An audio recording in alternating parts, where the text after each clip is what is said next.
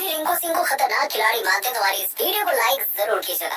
दोस्तों, रिंकू सिंह की खौफनाक बल्लेबाजी के बाद अक्षर पटेल और रवि बिश्नोई की कातिलाना गेंदबाजी के दम पर टीम इंडिया ने विश्व विजेता ऑस्ट्रेलिया को चौथे T20 में भी अपने सामने नतमस्तक होने पर मजबूर कर दिया और 3-1 से T20 सीरीज को अपने नाम कर लिया। तो उनके कप्तान मैथ्यू वेड का गुस्सा ही फूट पड़ा। अब उन्होंने वर्ल्ड कप की हार को याद करते हुए भारतीय टीम का जमकर मजाक उड़ाया और हमारी जमकर बेइज्जती कर डाली। तो कैसे हार के बाद वेड ने बदतमीजी की सभी हदें पार कर दी। ऐसा क्या कहा उन्होंने जिसे सुनकर आपका भी खून खौल उठेगा?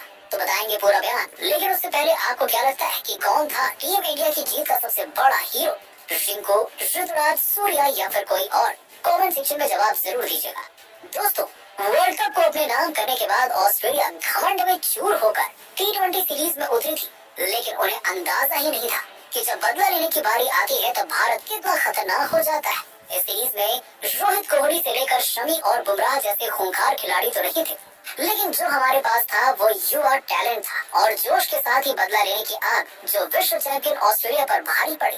पहले 2 T20 मैचों में उन्हें बुरी तरीके से रौंदने के बाद तीसरे मैच को ऑस्ट्रेलिया ने अपने नाम किया, लेकिन चौथे मुकाबले में एक बार फिर से भारत के युवा टैलेंट के आगे पूरी दुनिया हमें सलाम करने लगी। पहले बल्लेबाजी करने उतरी टीम इंडिया के लिए यशस्वी जायसवाल ने 37 तो ऋतुराज गायकवाड़ ने 32 रन बनाए। रिंकू ने केवल 29 गेंद पर 46 तो जितेश शर्मा ने 19 गेंदों पर तूफानी 35 रन बनाकर 20 ओवर में 174 रनों तक टीम इंडिया को पहुंचा दिया।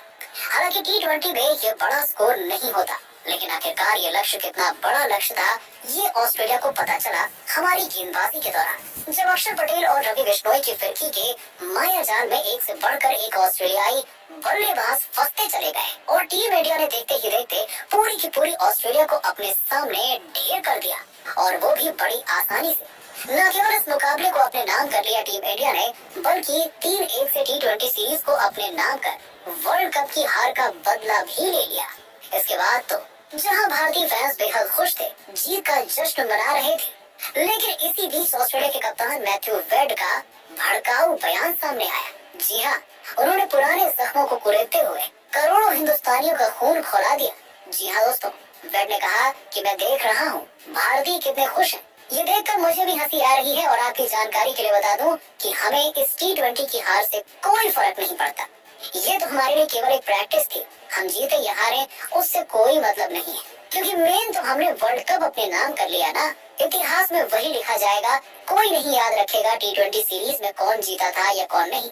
भारतीयों को खेल की तरह लेना सीख लेना चाहिए। जब वो हारते हैं तो बहुत ज्यादा दुखी होते हैं, और जब जीतते हैं तो ऐसे जश्न मनाते हैं जैसे वर्ल्ड कप उन्होंने जीत लिया। लेकिन असली सच्चाई तो ये है कि वर्ल्ड कप चैंपियन हम हैं, तो उन्हें जितना खुश होना है हो जाए, क्योंकि विश्व कप जीतना तो उनके बस की बात नहीं है। तो दोस्तों, सच में मैथ्यू वेड ने जो कुछ भी कहा उसने तो हर एक भारतीय का दिल ही तोड़ दिया। लेकिन अब आपको क्या लगता है, टीम इंडिया क्या 4-1 से T20 सीरीज को अपने नाम कर पाएगी? इस बात का जवाब नीचे हमें कमेंट सेक्शन में जरूर दीजिएगा। तो रिंकू के नाम सुनकर ही पूरी दुनिया भर के बड़े बड़े दिग्गजों की रूह कांप उठती है, जहां उनके अद्भुत बैटिंग पर दुनिया भर के कई दिग्गज एम्प्रेस नजर आए। दोस्तों, इतना ही नहीं, टीम इंडिया की धमाकेदार जीत के बाद खुद God of cricket Sachin Tendulkar भी भारतीय टीम को सलाम करने लग गए। जी हाँ, सचिन ने कहा कि भारत के इन युवा खिलाड़ियों की जितनी तारीफ करो उतनी कम है। इनमें अभी से इतनी इंटेंट, मैच्योरिटी और एग्रेशन आ गया है जो पहले हिस्ट्री में कभी नहीं देखा। ये है इन खिलाड़ियों का। अभी से देखकर ऐसा लग रहा है कि जैसे ये कोई युवा नहीं बल्कि बहुत बड़े दिग्गज खिलाड़ी हो, जिन्हें मैच को अपने हिसाब से चलाना और पलटना बखूबी आता है। सच में इन्होंने ये जीत कर इतनी आसान दिखाई है। नहीं, मुझे लगता है कि रोहित कोहली के बिना में भारतीय टीम बहुत कुछ हासिल कर सकी, और T20 वर्ल्ड कप में अब टीम इंडिया सबसे मजबूत दावेदार बन चुकी है। वेल डन यंगस्टर्स, हम सभी को आपसे बहुत उम्मीदें हैं। तो सबसे पहले तो ऑस्ट्रेलिया के महानतम कप्तान रिकी पॉन्टिंग का रिएक्शन निकलकर सामने आया। रिकी पॉन्टिंग ने कह दिया, यदि मैं सच में कहूँ तो रिंकू सिंह में युवराज सिंह की नजर मुझे आती है। वही इंटेंट, वही आक्रामक अंदाज और अपने सामने वाले गेंदबाज को कुछ नहीं समझना। रिंकू कहीं न कहीं युवराज सिंह की परछाई है, और जितने खतरनाक तरीके से वह बल्लेबाजी कर रहे, मुझे लगता है कि रिंकू आने वाले समय में बहुत बड़े मैच विनर इंडिया के लिए बनने वाले हैं। 2024 T20 वर्ल्ड कप में रिंकू एक सबसे बड़ी भूमिका नजर आएंगे, और यदि आज वह नहीं होते तो ऑस्ट्रेलिया कब का वह मैच जीत गया होता। वहीं खुद यूनिवर्स बॉस क्रिस गेल का कहना है कि मैं तो रिंकू सिंह की बैटिंग का फैन हो गया। वह बिल्कुल नए तरीके से बैटिंग करता है और यदि भारत को 2024 टी20 वर्ल्ड कप जीतना है तो रिंकू सिंह को केवल टी20 नहीं बल्कि अब तो वनडे क्रिकेट और टेस्ट मैचों में मौका देना शुरू कर देना चाहिए। इस खिलाड़ी की क्षमता को टी20 तक सीमित करने से उनका खेल प्रभावित हो सकता है। उन्हें एक बार मौका जरूर देना चाहिए सीनियर टीम के साथ अन्य फॉर्मेट में अपनी प्रतिभा दिखाने का, तभी ये खिलाड़ी मैच्योर होगा, क्योंकि मुझे पता है खिलाड़ी सभी को पीछे छोड़ सकता है। वहीं शोएब अख्तर का कहना है कि टीम इंडिया में एक से बढ़कर एक खिलाड़ी हैं जो भारत के भविष्य को बेहतर बनाने में कामयाब हो सकते हैं। आज भी रिंकू ने दिखा दिया कि आखिर क्यों उनके नाम से गेंदबाज इतना खौफ खाते हैं। अब तो केवल वह अंत में आते थे, लेकिन अब शुरू में आकर उन्होंने बता दिया कि बीच में आकर पारी को वो संभाल भी सकते हैं।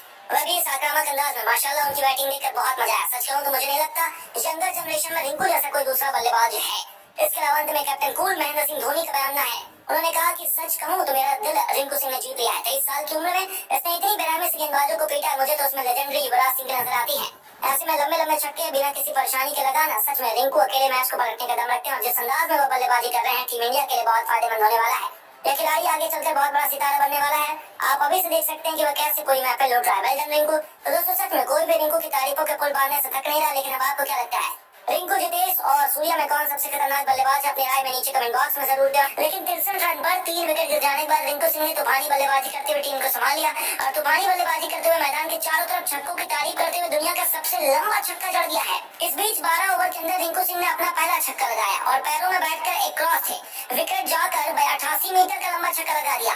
इतना ही नहीं, 13 ओवर में रिंकू सिंह ने तूफानी बल्लेबाजी करते हुए लंबा छक्का लगाते हुए सेकंड ईयर में गेंद को पहुंचा दिया। इस बीच उन्होंने वार्षिक की ओवर में अंतिम गेंद पर छक्का लगाया जो 120 मीटर का लंबा छक्का था, जिसको देखकर कप्तान मैथ्यू वेड भी हैरान रह गए। इस बीच उन्होंने तूफानी बल्लेबाजी करते हुए टीम को आगे ले जाने का काम किया और आगे भी तूफानी पारी जारी रखी। इस दौरान रिंकू सिंह के छक्के को देखकर स्टेडियम में बैठे दर्शकों ने रिंकू रिंकू के नारे लगाने शुरू कर दिए और कप्तान सूर्य कुमार यादव ने भी ड्रेसिंग रूम में बैठकर रिंकू सिंह के लिए तालियां बजाई और स्टैंडिंग ओवेशन देकर रिंकू सिंह की पारी की सराहना की। तो दोस्तों रिंकू सिंह की तूफानी पारी को आप 10 में कितने अंक देना चाहेंगे?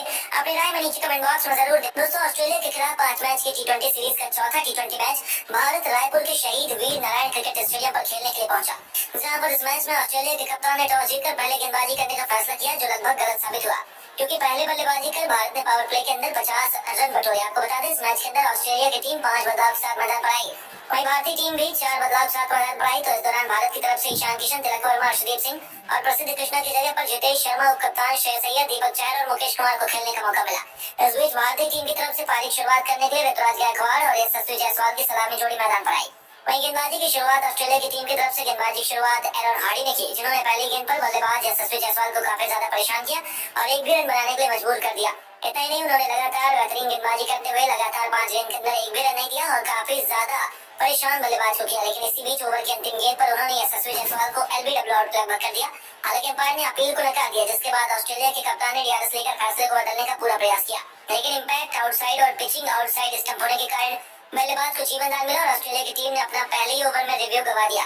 इस दौरान लेग बाय के रूप में ऑस्ट्रेलिया टीम ने 1 रन के साथ अपना और अपनी टीम का खाता खोला और पहले ओवर में मात्र 1 रन आए और पहले ओवर के अंदर भारत को ठीक शुरुआत मिल गई। दूसरी तरफ से गेंदबाजी करने के लिए जेसन बेरेंडॉर्फ आए, जिनका स्वागत पहली गेंद पर यशस्वी जायसवाल ने शानदार चौके के साथ किया और यशस्वी जायसवाल ने 4 रन के साथ अपना खाता खोलकर स्कोर कार्ड में वृद्धि की। नहीं, इस ओवर में उन्होंने 2 रन लिए और ओवर की 5वीं गेंद पर अतिरिक्त उछाल के कारण भारत को बाय के रूप में 4 मिल गए, जिसके चलते इस ओवर के अंदर भारत ने 11 रन बटोर लिया। हालांकि अभी भी यशस्वी जायसवाल बल्लेबाजी कर रहे थे, जिसके चलते अब तीसरे ओवर में गेंदबाजी करने के लिए डॉर्सेस मैदान पर आए, जिन्होंने एक बार फिर से भारत के ऊपर दबाव बनाने का प्रयास किया। लेकिन इस ओवर के अंदर यशस्वी जायसवाल अलग मूड में दिखाई दे रहे थे। उन्होंने काफी ज्यादा खतरनाक बल्लेबाजी करते हुए पहली गेंद पर गेंदबाज का सम्मान किया, लेकिन दूसरी गेंद पर चौका लगाकर दिखा दिया कि वह जिस अंदाज से तूफानी बल्लेबाजी करने वाले हैं। इस दौरान उन्होंने दूसरी गेंद पर शानदार चौका लगाया। तो इसके अलावा इतना ही नहीं, ओवर की चौथी और 5वीं गेंद पर यशस्वी जायसवाल ने शानदार चौका लगाया और ओवर के अंदर तूफानी बल्लेबाजी करते हुए 12 रन बटोरे और दिखा दिया कि वह बेहतर तरीके से बल्लेबाजी करते हुए दिखाई देने वाले हैं।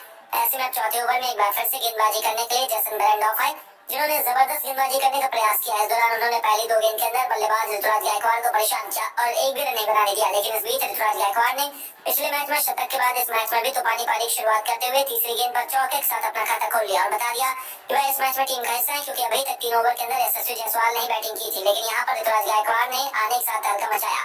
हालांकि गेंदबाज ने वापसी करते हुए अंतिम 2 गेंद पर एक भी रन नहीं दिया और ओवर के अंदर मात्र 5 रन आए, जिसके चलते अभी तक दोनों ठीक ठाक प्रदर्शन कर रहे थे। लेकिन इसी बीच ओवर में गेंदबाजी के लिए बदलाव करते हुए कप्तान ने स्पिन गेंदबाज ग्रीन को बुलाया, जो अपना पहला टी20 मैच खेल रहे हैं। इस दौरान उन्होंने पहली गेंद पर बल्लेबाज को परेशान किया, लेकिन ओवर की तीसरी गेंद पर यशस्वी जायसवाल ने गैप में चौका निकालकर उनको बता दिया कि भारत के बल्लेबाजों को रोकना मुश्किल है। हालांकि ओवर की 5वीं गेंद पर बल्लेबाज यशस्वी जायसवाल ने छोटी गेंद का फायदा उठाते हुए गेंद को छक्के में तब्दील किया और ओवर के अंदर पहला छक्का लगाकर इस मैच का जबरदस्त 6 रन बटोरा और ओवर के अंदर जबरदस्त बल्लेबाजी करते हुए 14 रन बटोर लिए, जिसके बाद पावर प्ले का अंतिम ओवर करने के लिए कप्तान मैथ्यू वेड ने आरोन हार्डी को आमंत्रित किया। इस दौरान पहले ही गेंद पर यशस्वी जायसवाल ने उनका स्वागत सामने की तरफ चौके के साथ किया। हालांकि इसके बाद गेंदबाज ने वापसी करते हुए सभी को हैरान कर दिया और अगली 3 गेंद के अंदर मात्र 4 रन दिए, जिसके चलते भारत ने 50 रन का आंकड़ा पार किया और ओवर के अंदर गेंदबाज ने आखिरकार भारत को पहला झटका दे दिया, जहां पर उन्होंने 50 रन के स्कोर पर भारत की ओपनिंग साझेदारी को तोड़ दिया। इस दौरान उन्होंने यशस्वी जायसवाल को 28 गेंद पर 6 चौके 1 छक्के की मदद से 37 रन बनाने के बाद मैकडरमॉट के हाथों कैच आउट कराया।